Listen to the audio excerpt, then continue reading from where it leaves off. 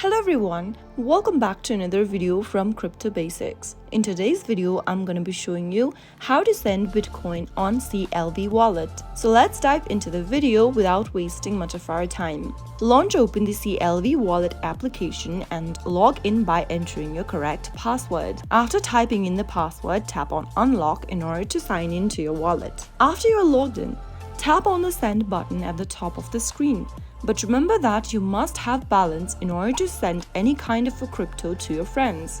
Tap the Send button once you do and then select a token you would like to send. In today's video, since we are sending some Bitcoins, let's tap on BTC or Bitcoin.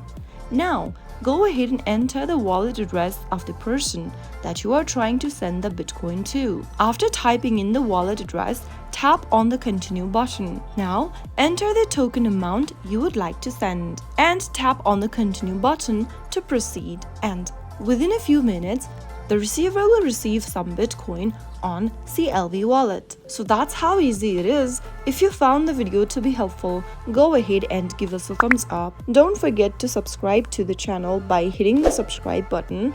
Also press the bell icon so that you'll never miss another upcoming upload from us. I will see you again in the next video. Goodbye till then.